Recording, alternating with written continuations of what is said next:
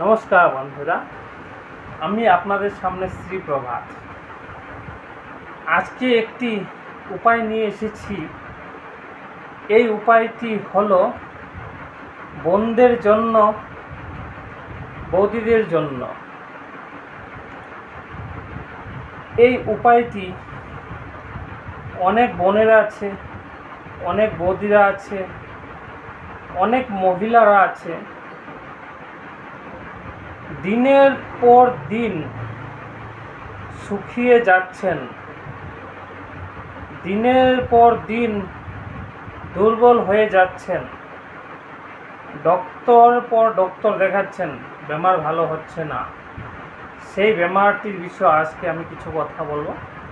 সেই বেমারটি কি করে বুঝবেন আপনার শরীরে এই বেমারটি আছে? তবে আমি বলছি, এই বেমারটি হলো কাল দৃষ্টি। প্রায় মানুষের শুনে থাকে কাল দৃষ্টির কথা। কাল দৃষ্টি বেশিরভাগ মহিলারাই পেয়ে থাকে। কারণ এই কাল দৃষ্টি কীভাবে বুঝবেন? কাল দৃষ্টি বোঝার একমাত্র উপায় হলো, আপনার দিনের পর দিন শরীর শুকিয়ে যাবে, রাত্র হলে ঘুমানোর সময় অশুভ স্বপ্ন দেখাবে আপনাকে। যদি আপনি স্বপ্নে দেখেন, তারপরের দিন আপনার মাথা ঘুরবে, মাথা ভারী হয়ে থাকবে, মাথায় অশান্তি থাকবে, মন ভালো থাকবে না। সেইটি হলো কাল দৃষ্টি। আপনার সন্ধ্যা সময় হলে, রাত্রে বাইরে যেতে হলে, কোনো দিকে যেতে হলে আপনার পিছন পিছন ভাববেন কিছু ছাওয়া আছে। আপনার ঘর থেকে বের হলে ভয় ভয় লাগে। সেইটি হলো কাল দৃষ্টির লক্ষণ। মাথা ভারী থাকবে, শরীর অসুস্থ থাকবে, প্রতি মাসে পেটে ব্যথা থাকবে। যখন মাসিকের টাইম আসবে তখন সেটি প্রচণ্ড পেটে ব্যথা থাকবে। কারো কারো পেটে ব্যথা কম থাকে, কারো কারো কম থাকে, কারো কারো বেশি থাকে। সেটি হলো কাল দৃষ্টির লক্ষণ। আপনারা অনেক ডক্টর অনেক কিছু চিকিৎসা করেছেন, ভালো হচ্ছে না। আজকে এই উপায়টি করুন। এটি 100% বলছি, 100% কাজ দিবে। উপায়টি হলো, কি করবেন?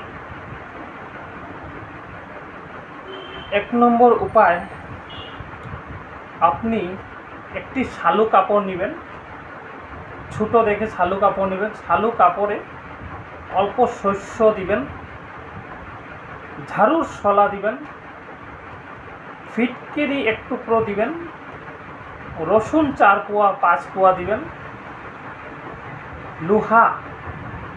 লোহা আপনার ছোট হোক বড় হোক, আপনার জালের কড়ি পাওয়া যায়, জালের কড়ি একটু দিয়ে দিবেন। এক্ষেত্রে ভেদে তার সঙ্গে তার সঙ্গে ধূপ দিবেন। ধূপ দিয়ে এক্ষেত্রে বেঁধে আপনার যেখানে আপনি শুয়ে থাকেন রাত্রেবেলা, সেই বালিশের নিচে রেখে দিবেন।